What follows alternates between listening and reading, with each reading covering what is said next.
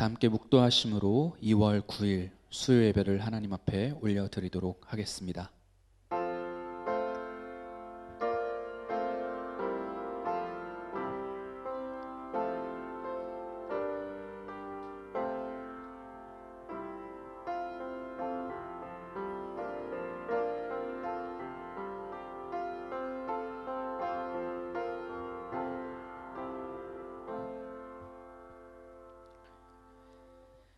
사랑이 많으신 하나님 아버지, 오늘도 하나님께서 우리를 지켜 보호하여 주시고 하나님 앞에 3일 밤 예배로 영광을 올려드릴 수 있도록 도와주시니 감사를 드립니다. 우리의 예배의 형편과 여건이 바뀌었으나 오직 우리의 예배를 통하여 영광을 받으실 하나님 아버지는 동일하시며 한 분이신 줄로 믿사오니 우리의 예배를 통하여 올려드리는 예배를, 영광을 홀로 기쁘게 받아 주시옵소서. 이 모든 예배의 순서를 통하여 하나님께서 기뻐하실 것을 믿고 감사와 영광과 찬양을 올려드리며 사랑이 많으신 예수님 이름으로 기도드립니다. 아멘. 사도신경으로 신앙 고백하도록 하겠습니다. 전능하사 천지를 만드신 하나님 아버지를 내가 믿사오며 그 외아들 우리 주 예수 그리스도를 믿사오니 이는 성령으로 잉태하사 동정녀 마리아에게 나시고 본디오 빌라도에게 고난을 받으사 십자가에 못 박혀 죽으시고 장사한 지 사흘 만에 죽은 자 가운데서 다시 살아나시며 하늘에 오르사 전능하신 하나님 우편에 앉아 계시다가 저리로서 산 자와 죽은 자를 심판하러 오시리라. 성령을 믿사오며 거룩한 공회와 성도가 서로 교통하는 것과 죄를 사하여 주시는 것과 몸이 다시 사는 것과 영원히 사는 것을 믿사옵나이다. 아멘. 찬송가 290장을 함께 찬양하도록 하겠습니다.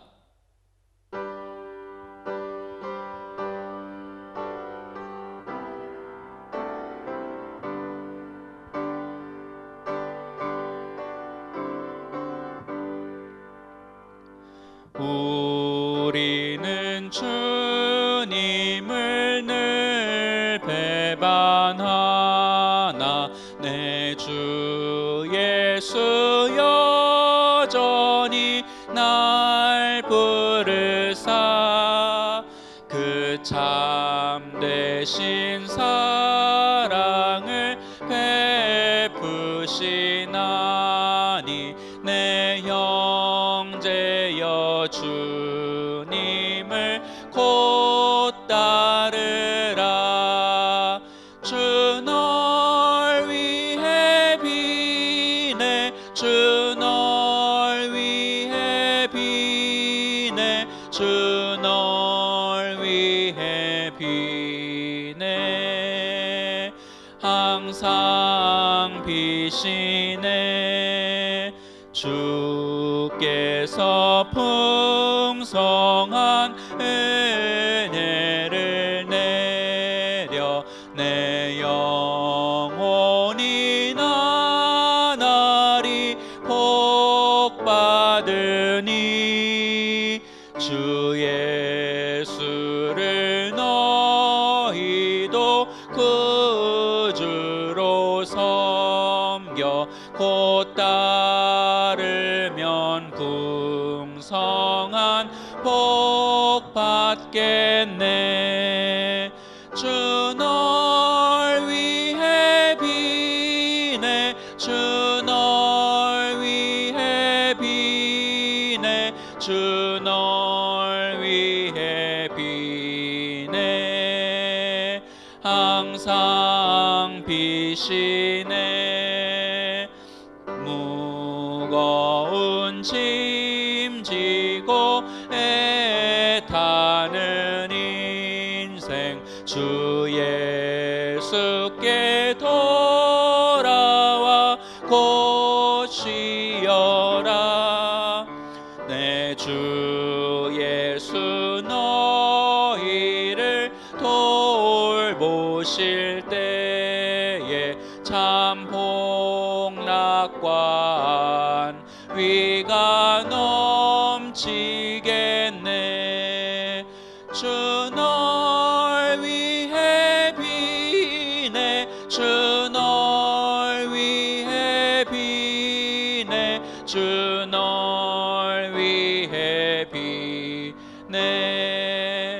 항상 비시네. 아멘. 함께 기도하겠습니다. 사랑이 많으신 하나님 아버지, 오늘도 하나님 아버지 앞에 나오게 하시고 우리를 사랑하사 늘 우리와 함께 하시며 우리를 보호하시고 동행하시는 하나님 앞에 감사와 찬양과 영광을 올려드리게 하시니 감사를 드립니다. 하나님, 코로나19의 확산으로 우리가 다시 함께 모이지 못하며 온라인으로 예배를 드리고 있음을 하나님 앞에 고백합니다. 하나님, 우리의 연약한 환경과 여건을 하나님 아버지 앞에 안타까운 마음으로 기도하며 올려드리오니 하나님, 이 예배를 받아주시옵고 다시 속히 우리의 예배가 회복되어 하나님 앞에 나와 성도들과 함께 예배할 수 있는 날이 속히 이르게 하여 주시옵소서. 많은 성도들이 또한 우리의 많은 시민들과 국민들과 전 세계 열방의 많은 사람들이 하나님 앞에 고통을 호소하며 도우심을 간구하고 있음을 고백합니다. 하나님 아버지, 우리의 기도의 간구와 마음의 소원들을 들어주시사 우리 모든 성도들의 아픔과 슬픔을 굽어 살펴주시옵고 특별히 코로나로 인한 우리의 어려움을 마음과 육신과 관계와 경제적이며 환경적인 어려움들을 하나님 돌보아 주시옵소서. 우리의 어려움을 하나님 아버지 앞에 고백합니다. 하나님 들으시고 역사하여 주셔서 살아서 역사하시며 우리의 기도에 응답하시는 하나님의 일하심을 체험하게 하여 주시옵소서. 하나님, 우리 성도들의 삶을 돌보아 주시옵소서. 육신의 연약함으로 고통당하며 또한 마음의 슬픔으로 인하여 하나님 앞에 기도하는 성도들이 있습니다. 하나님, 하나님께서 우리의 연약함을 돌보아 살펴주시옵소서. 특별히 우리 군산동광교회가 환자 제로의 공동체 될 수 있도록 도와주시옵소서. 우리가 함께 육신의 연약함을 위하여 기도할 때 어려움 중에 있는 성도들을 하나님께서 찾아가 주시옵고 그 환부에 손을 얹으시며 기도하여 주시고 하나님 역사하여 주셔서 성도들의 어려움과 연약함을 해결하여 주시옵소서. 또한 관계와 경제적인 어려움을 통해서 고통 중에 있는 성도들을 하나님께서 삶을 돌보아 주셔서 그들의 삶을 회복시켜 주시옵고 그들의 삶이 하나님 원래 화목하고 행복하며 경건한 삶의 모습으로 회복될 수 있도록 하나님 돌보아 주시옵소서. 이 어려운 상황들 가운데에서 군산 동광교회를 위하여 세우신 사역하게 하신 담임 목사님을 위하여 기도합니다. 하나님, 이 어려움을 극복하며 온전히 슬기롭게 하나님의 지혜로 이겨낼 수 있도록 세우신 목사님인 줄로 믿사오니 하나님께서 날마다 영육간에 강건하게 하시고 성도들의 삶을 위하여 기도하실 때 하나님께서 들으시고 역사하여 주셔서 함께 하나님 앞에 쓰임받는, 하나님 앞에 귀하게 복되게 쓰임받는 담임 목사님이 될 수 있도록 도와주시옵소서. 또한 하나님 세우신 우리 구역들을 섬기는 일꾼들이 있습니다. 또한 직분자들이 싸우니 하나님께서 우리의 구역을 섬기는 일꾼들에게, 직분자들에게 하나님의 능력과 지혜와 하나님의 마음을 더하여 주셔서 우리 구역에 속해 있는 믿음이 연약한 자들, 도움이 필요한 자들, 관심과 격려와 위로가 필요한 자들에게 달려가게 하시고 마음을 쏟아 기도하게 하여 주셔서 우리 믿음의 공동체 또한 소그룹의 행복한 교회 될 수 있도록 도와주시옵소서. 이 모든 말씀을 하나님께서 들으시고 기억하시고 역사해 주실 것을 믿고 감사를 드리며 사랑이 많으신 예수님 이름으로 기도드립니다. 아멘.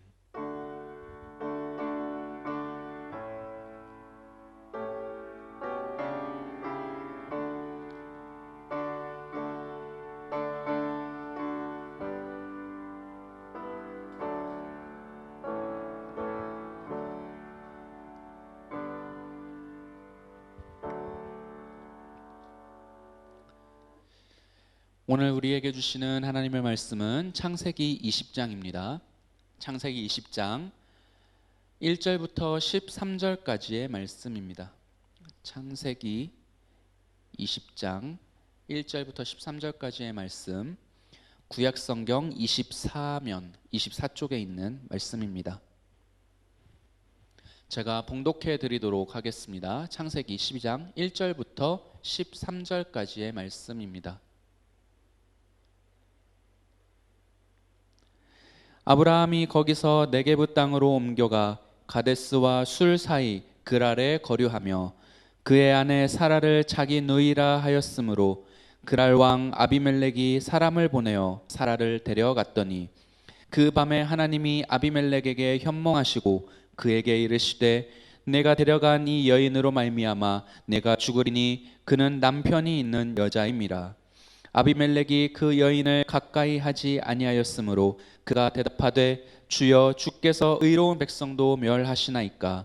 그가 나에게 이는 내 누이라고 하지 아니하였나이까.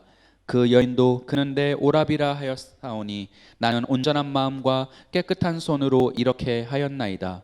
하나님이 꿈에 또 그에게 이르시되 내가 온전한 마음으로 이렇게 한 줄을 나도 알았으므로 너를 막아 내게 범죄하지 아니하게 하였나니 여인에게 가까이 하지 못하게 함이 이 때문이니라. 이제 그 사람의 아내를 돌려보내라. 그는 선지자라. 그가 너를 위하여 기도하리니 내가 살려니와 내가 돌려보내지 아니하면 너와 내게 속한 자가 다 반드시 죽을 줄 알지니라. 아비멜렉이 그날 아침에 일찍이 일어나 모든 종들을 불러 그 모든 일을 말하여 들려주니 그들이 심히 두려워하였더라.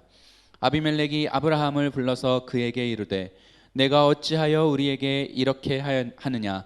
내가 무슨 죄를 내게 범하였기에 내가 나와 내 나라가 큰 죄에 빠질 뻔하게 하였느냐. 내가 합당하지 아니한 일을 내게 행하였도다 하고 아비멜렉이 또 아브라함에게 이르되 내가 무슨 뜻으로 이렇게 하였느냐. 아브라함이 이르되 이곳에서는 하나님을 두려워함이 없으니 내 아내로 말미암아 사람들이 나를 죽일까 생각하였음이요 또 그는 정말로 나의 이복누이로서 내 아내가 되었음이니라. 하나님이 나를 내 아버지의 집을 떠나 두루 다니게 하실 때에 내가 아내에게 말하기를 이후로 우리의 가는 곳마다 그대는 나를 그대의 오라비라 하라. 이것이 그대가 내게 베풀 은혜라 하였었노라. 아멘. 네, 오늘 말씀을 중심으로 한창 자랄 나이 99세라는 말씀 함께 나누어 보도록 하겠습니다. 우리 기독교인들이 낯선 문화들이 좀 있습니다. 우리 기독교인들 사이에서 익숙한 문화가 있고 또 내가 기독교인이기 때문에 성도이기 때문에 조금 낯설게 느껴지는 문화들도 여러 사회적인 여러 영역들이 있습니다. 일반적으로 우리나라에서 지켜지는 유교 문화 그리고 특별히 장례, 제사 문화가 그런 것들인데요. 유교의 제사 문화는 상당히 복잡한 것으로 잘 알려져 있습니다. 제사상에 음식을 차려 놓는데 그 음식의 종류에 따라서 놓는 위치, 방향, 또 조리하는 방식 이런 것들도 다 정해져 있습니다. 또 제사상에 올려서는 안 되는 것들도 있고요. 그리고 복장, 진행 순서 아주 세세한 것들까지 다 규칙으로 정해져 있어서 이것들을 지키는데 굉장히 어렵다라는 것을 우리가 알고 있고 또 굉장히 낯설게 느껴지기도 한다는 것입니다. 그 중에 제사 문화 안에서 제사의 순서 그리고 제사의 용품 중에서 지방이란 것이 있습니다. 연세가 있으신 분들은 아실 텐데요.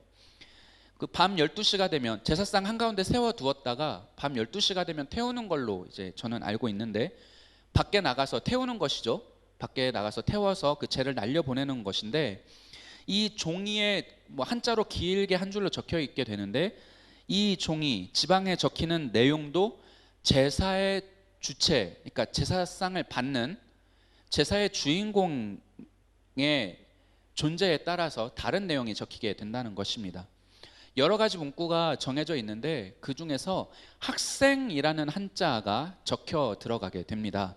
이것은 남성에게 해당이 되는 거고요. 특별히 어떤 관직에 나아가지 못한 그러니까 유교 문화권이고 유교에서는 입신양명이 최고의 가치이기 때문에 관직에 나아가지 못한 남자에 대해서 학생으로 명명을 하게 된다는 것입니다. 평생을 학문의 뜻을 두고 입신양명하기 위해서 공부를 하였으나 공부의 결과로 성취를 이루지는 못했다. 관직에는 나아가지 못했다. 그래서 미완성의 신분인 학생, 계속 배우고 공부만 하다가 일생을 마치게 되었다라는 의미로 학생이라고 적게 된다는 것입니다. 따라서 대부분의 사람들이 관직에 나아가지 못했기 때문에 관직에 나아가는 사람들은 소수였을 것이고, 그렇기 때문에 대부분의 사람들이 자신의 지방에 학생이라고 적히게 되었다라는 것입니다. 일생을 공부하여 공부의 성취와 성과는 있었으나, 그러니까 실력은 쌓았으나 결국에는 관직에 나아가지 못하고 학생으로 생을 마감하게 되었다. 평생 공부만 한 사람, 실력은 쌓았으나 결과물을 열매를 내놓지는 못했다 라는 이 학생이라는 지방의 용어는 유교적인 개념입니다마는 우리 성도들의 삶을 표현하는데도 아주 적합한 표현이라고 생각을 할 수가 있다는 것입니다. 여러분도 잘 알고 계시는 구원의 여정, 그리고 그 구원의 여정 안에는 성화라는 개념이 들어 있습니다. 이 성화란 거룩해져 간다라는 의미로 하나님의 계획하심과 예수 그리스도의 은혜로운 사역의 결과로 의롭다함을 받은, 칭의를 받은 우리가, 거룩하다고 인정받은 우리가, 성도가 일생을 예수님을 닮아가는 과정으로 표현하는 데 사용되는 용어라는 겁니다. 의롭다함을 칭함을 받았으나, 그러나 그것에서 끝이 아니라 계속해서 예수님을 닮아가는, 그리스도의 장성한 분량을 닮기 위해서 따라가는, 이루기 위해서 살아가는 삶의 여정, 끝없이 예수님을 향해 거룩해져 가는 성도의 삶의 과정을 성화라는 단어로 표현하고 있다는 것입니다. 그래서 성화는 끝이 없죠. 성화는 완성이 없습니다. 계속해서 끝없이 예수님을 닮아가다가 성도의 일생이 마감하게 되는 것이죠. 우리 인생들은 연약하기 때문에 완전한 거룩의 단계에 들어갈 수 없다는 것이죠. 그래서 끝없는 성화의 과정을 거치며 살아가게 됩니다. 우리가 예수님처럼 똑같이 거룩할 수 없기 때문에 성화는 끝나지 않는다라는 것입니다. 끝없이 배우고 끝없이 성장하며 끝없이 거룩해져가는 과정이 성도의 삶이다라는 것이죠. 예수님의 거룩을 배우고 닮아가는 과정, 그 과정에 있는 성도의 삶은 학생과 같다라는 것으로 이해하기 쉽다라는 것입니다. 그래서 우리 모든 성도는 학생입니다. 끊임없이 배우고 끊임없이 잘하고 끊임없이 거룩해져 가긴 하지만, 거룩이라는, 완전한 거룩이라는 열매, 완전한 거룩이라는 성취까지는 이룰 수 없기에 성화라는, 거룩이라는 과목을 배우고 연구하며 공부해 나아가는 학생의 신분이라는 것입니다.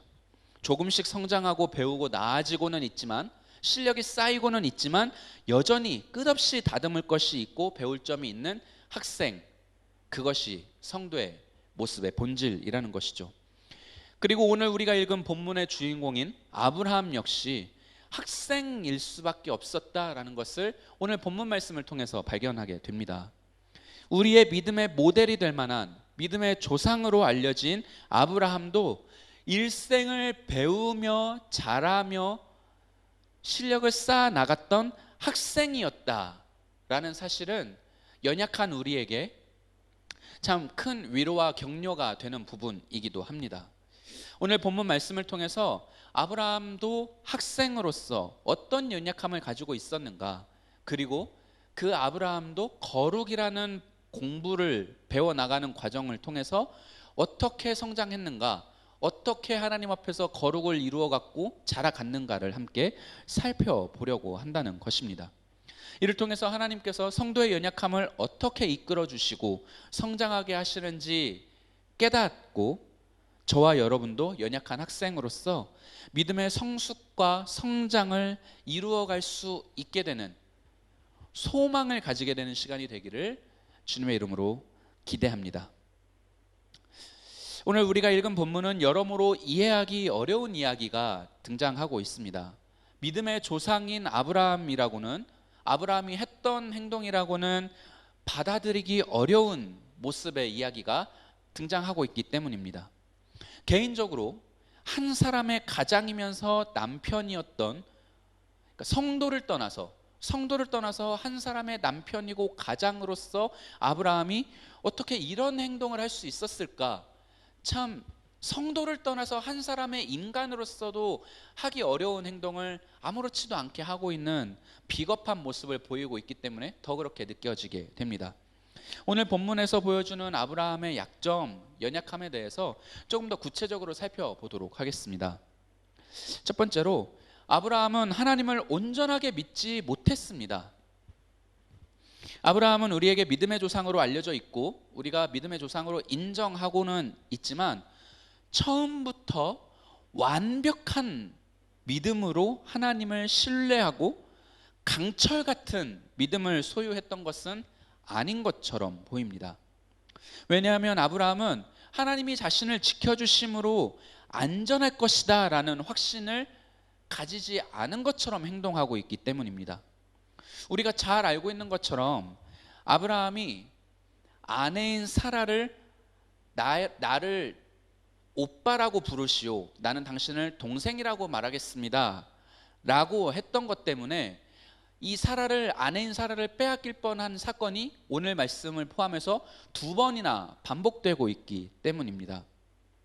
창세기 12장 13절 말씀입니다. 함께 보고 제가 읽도록 하겠습니다.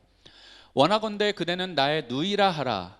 그러면 내가 그대로 말미암아 안전하고 내 목숨이 그대로 말미암아 보존되리라 하니라. 아멘. 아브라함은 아내 사레를 애굽에서 바로에게 빼앗길 뻔했던 적이 있었습니다. 바로 우리가 읽으셨던 말씀 때문에 일어난 일이죠. 그러나 하나님께서는 아브라함을 부르시면서 아브라함에게 자손을 통해서 이루실 일이 있다라고 말씀을 하셨던 것처럼 위대한 계획이 있었기 때문에 사레를 보호하시고 아브라함에게 돌려보내셨습니다. 아브라함은 자신의 안전을 위해서 사레를 포기해버렸는데 하나님은 아브라함의 포기와 상관없이 당신이 이루시기를 기대하시고 계획하신 대단한 계획이 있었고 그 계획의 한 축에 사레가 있었기 때문에 사레를 보호하셔서 아브라함에게 돌려보내셨다는 것입니다. 물론 사레 개인의 인생도 안타깝고 불쌍해서 하나님이 약자를 지켜주신 측면도 있겠지만 더 앞서는 것은 하나님이 이미 계획을 가지고 있다라고 말씀을 하셨는데 아브라함이 그 계획을 믿지 못하고 사레를 그냥 포기해버렸기 때문에 하나님이 직접 그 계획을 지키시기 위해서 사레를 돌려보내셨다라는 것입니다. 이어서 창세기 12장 17절을 함께 읽어보도록 하겠습니다. 여호와께서 아브라함의 아내 사레의 일로 바로와 그 집에 큰 재앙을 내리신지라. 아멘. 아브라함은 자신의 안전을 위해서 비겁하게 아무것도 하지 않았지만 하나님께서 알아서 해결해 주시고 사레를 돌려보내 주셨습니다. 이렇게 이해할 수도 있겠습니다. 아브라함이 아직 소명을 받고 얼마 안 된 초창기이기 때문에 물론 믿음의 결단을 떠나서 아버지와 본토와 친척을 다 떠나서 이 가나안 땅으로 왔지만 아직은 믿음의 초기이기 때문에 믿음이 약했을 수도 있겠다. 그래서 이런 연약한 결정을 했을 수도 있겠다. 일단 내가 살고 봐야 되니까 그런 결심을 했다고 생각을 할 수도 있겠지만 하나님이 지켜주셨다는 겁니다. 나는 아무것도 한 것이 없는데 하나님의 놀라운 능력으로 나를 지켜주셨다. 내 아내를 보호해 주셨고 하나님이 나에게 약속하신 계획을 지키시기 위하여 하나님이 능력을 발휘하셨다라는 체험이 생기게 되었다라는 것입니다. 하나님이 아내를 지켜주시고 또 아내를 누이라고 해서 일어난 이 어려움들을 극복하게 하셨다는 체험을 가지게 되었다면 다른 부분은 몰라도 최소한 이런 부분은 하나님이 지켜주시는구나, 하나님이 내 아내 사레를 돌려보내주셨구나, 하나님이 나의 안전을 지켜주시는구나 라는 것이 확신하게 되었다면 최소한 이와 같은 실수는 반복해서는 안 됐다라는 것이죠. 그런데 아브라함은 20장에 이른 오늘 본문에서도 여전히 사라를 누이라고 부르고 있으며 아내를 빼앗길 위기에 처하게 되었다라는 것입니다. 아브라함은 분명히 믿음의 사람이었지만 유독 이 부분, 내 안전과 관련된 부분에 대해서는 약점을 드러내고 있습니다. 하나님은 분명히 자손을 주시겠다 약속하셨고 그것을 다른 여인이 아니라 나의 일생의 조강지처인 사라를 통해서 이루게 하시겠다라는 약속을 거듭해서 확인하게 하셨다라는 것입니다. 이런 하나님의 약속이 있었음에도 불구하고 하나님의 약속이 이루어질 통로가 될 사라를 내 안전을 위해서 보내버리는 이런 실수를 또 반복해서 행하고 있다라는 것이죠. 아브라함은 무엇보다 자신의 안전을 중요하게 여기는 비겁한 사람이었다는 것입니다. 자신의 생명의 위기가 닥쳤을 때에는 하나님이 돌보셨던 과거의 체험도, 하나님의 약속도, 소중한 아내도 아무것도 중요하지 않은 비겁한 사람, 나의 안전이 최우선인 비겁한 사람이었다는 것이죠. 그리고 두 번째로 아브라함이 하고 있는 실수, 잘못은 가장으로서, 남편으로서 절대로 해서는 안 되는 비겁한 행동을 하고 있는 것이다 라는 것입니다. 하나님께서는 아브라함을 직접 찾아오셔서 1년 후에 내년 이맘때 아들을 얻게 될 것이다 라고 말씀해 주셨습니다. 그게 조금 앞에 있는 18장 말씀인데요, 우리 18장 10절 말씀을 함께 보도록 하겠습니다. 그가 이르시되 내년 이맘때에 내가 반드시 내게로 돌아오리니 내 아내 사라에게 아들이 있으리라 하시니 사라가 그 뒤 장막문에서 들었더라. 아멘. 아브라함이 이 말씀을 듣고 하나님은 떠나셨습니다. 하나님이 이 말씀을 하시고 내가 아브라함에게 내가 할 일을 숨기겠느냐라고 말씀하시면서 소돔과 고모라의 멸망 계획을 말씀해 주셨습니다. 하나님은 직접 소돔과 고모라의 멸망뿐만 아니라 자녀를 낳게 될 것이다, 아들을 가지게 될 것이다 라는 약속까지 직접 말씀을 해주신 것입니다. 아무튼 이렇게 하나님의 말씀을 들었고 직후에 소돔과 고모라가 멸망당한 사건이 있었습니다. 그리고 이어서 오늘 말씀 본문 1절에 보니까 네게브 땅으로 이사해서 거기 거주하고 있다라고 이야기를 하고 있습니다. 그러니까 하나님은 아브라함을 찾아오셨고 소돔과 고모라가 멸망하였고 아브라함은 그 후에 네게브 땅으로 이동을 했다는 것입니다. 이 사이의 기간이 어느 정도 되는지는 알 수가 없습니다. 어느 정도 되는지 알 수는 없지만 이 사건 이후에, 오늘 사건 이후에 21장에 가시면 21장을 시작하면서 곧바로 사라가 아들을 낳았다라고 이야기하는 것으로 보아 모든 사건들이 쭉 어떤 일련의 시간의 흐름 안에서 착착착 연결돼서 진행이 되고 있다고 볼 수가 있다는 것이죠. 아브라함이 사라를 아비멜렉에게 보낸 사건은 그래서 이 시간들이 연속성상에서 이어지고 있다고 생각할 때 오늘 본문 아브라함이 사라를 아비멜렉에게 보낸 이 사건은 아무리 빠르게 생각을 해보아도 사라가 이삭을 임신하기 직전이거나 최악의 경우에는 이삭을 임신한 초기에 일어난 사건이다라고 볼 수가 있다는 것입니다. 상식적인, 성경의 흐름을 상식적인 수준에서 한번 이해를 해보려고 하는 것인데요, 사라가 이삭을 임신을 해서 태중에 품고 있었다, 그리고 그것을 사라가 알고 있었다, 아브라함도 알고 있었다 라면 상식상 사라를 보낼 수가 있었겠습니까? 불가능했을 겁니다. 그리고 임신 중기에 이르렀다든지 배가 나오고 있었다면 아비멜렉이 사라를 데려갈 생각도 하지 않았을 것입니다.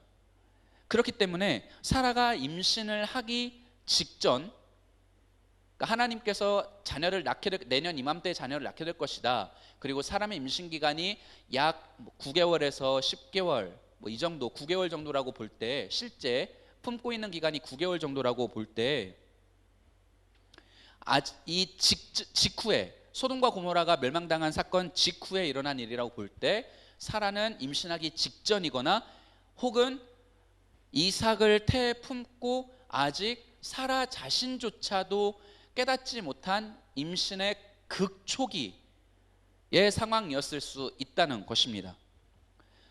그리고 설마 하나님의 약속대로 임신할 수 없는 환경 중에 있었던 사라가 임신을 했는데 기적처럼 임신을 가능하게 되었던 사라에게 자녀가 생겼는데 아브라함이 그 사라를 아비멜렉에 보냈다라고는 생각할 수가 없다는 것이죠. 그 정도까지 아브라함이 사리분별이 안 되는 사람은 아니었을 것이다 라고 생각을 한다면, 어쨌든 사라는 임신하기 직전이었든지 임신 초기, 아직 임신한 것을 알기 어려운 상황이었을 것이다 라는 것입니다. 그럼에도 불구하고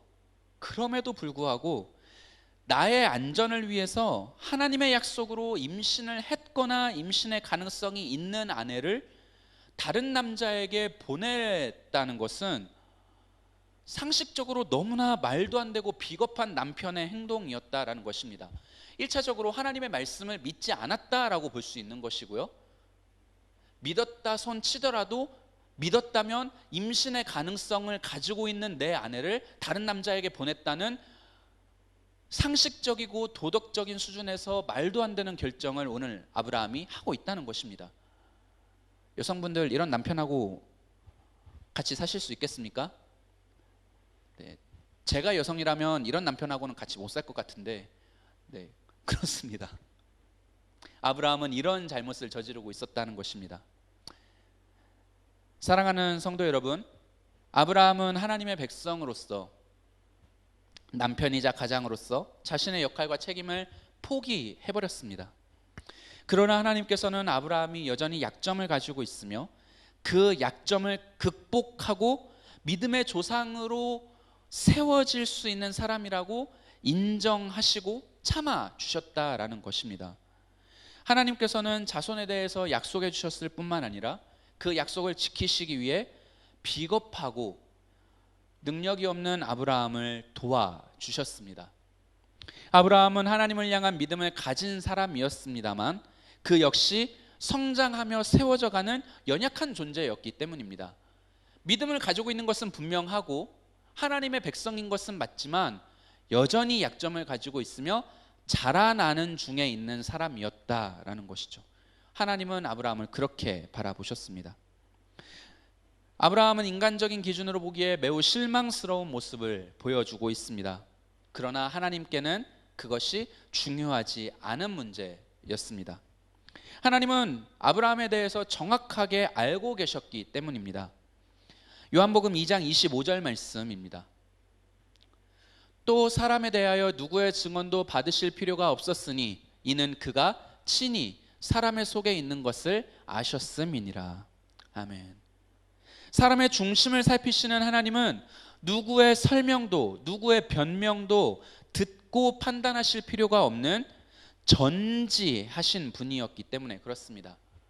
아브라함이 어떤 사람인지, 아브라함의 진심이 무엇인지, 아브라함의 수준이 어떤 상태인지 가장 잘 알고 있는 분이 하나님이셨다라는 것입니다. 하나님이 인생 아브라함과 우리에 대해서 알고 계시는 내용을 정리하면 이렇습니다. 첫째, 하나님은 우리가 하나님에 대해 믿음을 가지고 있다는 것을 알고 계십니다. 우리가 가끔 환경에 휘둘리고 약한 모습을 보일 때도 있지만 우리의 심령의 중심에 하나님을 향한 믿음을 가지고 있음을 하나님께서 가장 잘 알고 계시다는 것입니다. 왜냐하면 우리가 가지고 있는 믿음도 하나님이 직접 주신 하나님의 선물이기 때문에 그렇습니다. 하나님이 전해주신 하나님의 것이기 때문에 그것이 우리 안에 있음을 하나님이 가장 잘 알고 계십니다. 연약할 수 있으나 믿음을 가지고 있는 자, 하나님의 자녀요 하나님의 백성으로 우리를 알고 계시다라는 것이죠. 두 번째, 하나님은 우리에 대해서 믿음을 가지고는 있으나 가끔은 실수할 수 있다라는 것을 알고 계시다는 것입니다. 하나님은 우리의 믿음도 우리의 약함도 알고 계시기에 우리에 대해서 실망하시거나 포기하지 않으실 수 있다는 것이죠. 세 번째, 하나님은 우리에 대해서 믿음으로 성장하여 이르게 될 결국의 모습을 알고 계십니다. 하나님은 아브라함을 믿음의 조상인 아브라함으로 이미 보고 계십니다. 하나님은 지금 수준의 아브라함이 아니라 자신의 목숨보다도 무엇보다 소중했던, 모든 것을 다 덮어두고 우선했던 자신의 안전보다 더 소중했던 독자 이삭을 내어드릴 수 있는 믿음의 결단을 할 수 있는 사람이라고 인정하고 알고 계셨습니다. 하나님은 믿음의 조상인 아브라함을 알고 계시기에 지금은 연약하지만 지금 이미 믿음의 조상인 아브라함을 알고 계시기에 반복되는 실수, 불신앙의 잘못 가운데에도 책망하거나 실망하지 않으시고 지켜보고 계시다는 것입니다. 아브라함은 99세를 살아가고 있지만 하나님의 백성으로서 여전히 자라는 중이었습니다. 믿음을 배우는 중에 있었습니다. 그렇다면 저와 여러분은 어떻겠습니까? 저와 여러분은 아브라함보다도 더 낮은 수준에서 배우고 성장하는 과정 중에 있지 않겠습니까? 우리는 우리의 수준을 인정해야 합니다. 아브라함, 믿음의 조상이었던 아브라함도 자라나는 과정을 거쳤고 끝내 믿음의 조상이 될 수 있었던 것처럼 우리도 지금 아브라함보다도 더 낮은 수준에서 배워나가고 있는 중이다라는 것을 알고 인정해야 한다는 것이죠. 내가 내 수준에 대해서 인정하게 될 때 우리는 교만하지 않을 수 있습니다. 그리고 낙심하여 시험에 들지 않을 수 있게 된다는 것입니다. 내가 얼마나 낮은 수준의 믿음으로 여전히 약점을 가지고 있는가, 그리고 자라나는 중인가, 배우는 중인가 인정할 때 내가 아직 아무것도 이루지 못한 학생의 수준이라는 것을 깨달을 때 계속해서 나아져야겠다, 계속해서 거룩해져야겠다, 계속해서 하나님께 더 가까이 나아가야겠다, 계속해서 예수님을 더 배워야겠다, 예수님을 닮아야겠다라는 열심이 생기게 된다는 것이죠. 내 직분이 이렇게 되었고 내 신학 연수가 이렇게 쌓여서 나는 이 정도 수준에 이르렀다라는 착각을 하게 될 때 교만하게 되고 더 이상 성장하거나 더 이상 예수 그리스도를 향하여 가까이 나아가 배우고 그리스도의 장성한 분량까지 자라나겠다는 열심이 사라지게 되는 것입니다. 우리는 이것을 매너리즘이라고 말합니다. 더 이상 자라나기를 포기한 상태, 나의 수준에 만족하는 상태에 빠지게 된다는 것입니다. 내 직분과 신학 연수와 상관없이 더 겸손하게 믿음의 경주를 해 나아갈 수 있기 위해서는 내가 여전히 연약하고 여전히 자라나야 하며 아무것도 이루지 못했다, 바울이 말했던 그와 같은 믿음의 고백을 가지는 사람들이 되어야 하겠다라는 것입니다. 그리고 내가 아직 한창 믿음이 자라야 할 사람이라는 것을 알고 살아갈 때 나의 연약함에 실망하고 낙담하지 않을 수 있게 됩니다. 우리는 끊임없이 실수합니다. 끊임없이 넘어지고 끊임없이 죄의 가능성을 가지고 살아가고 있습니다. 그렇기 때문에 우리는 끊임없이 회개하고 끊임없이 다시 일어나서 끊임없이 주님 앞에 나아가야 합니다.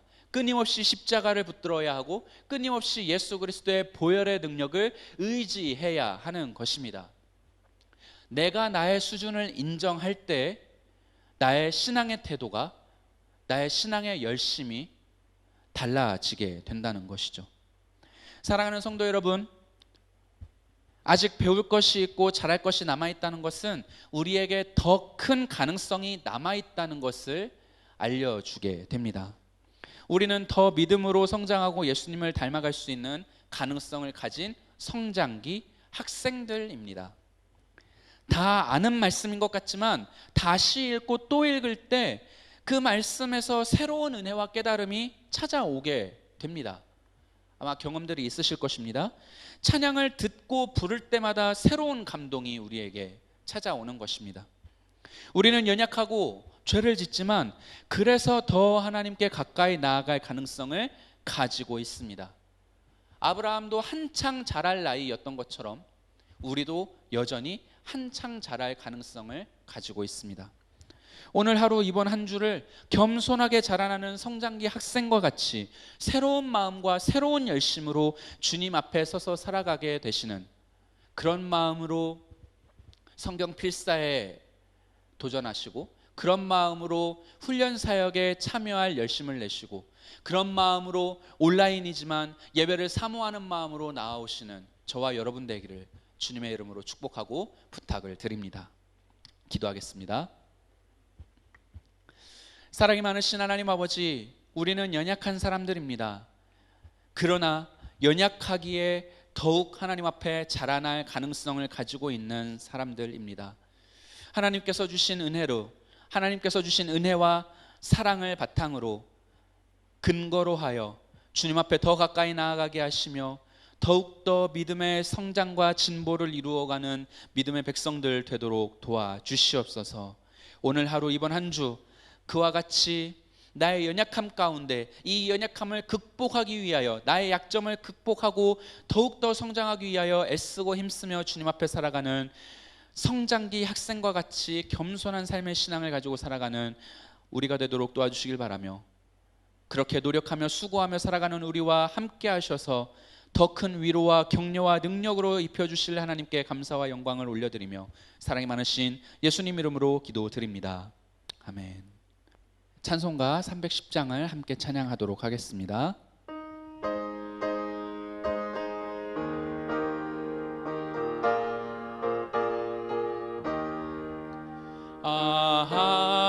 하나님의 은혜로 있을 데 없는 자 왜 구속하여 주는지 난 알 수 없도다. 내가 믿고 또 의지함은 내 모든 형편 아시는 주님 늘 보호해 주실 것을 나는 확실히 아네.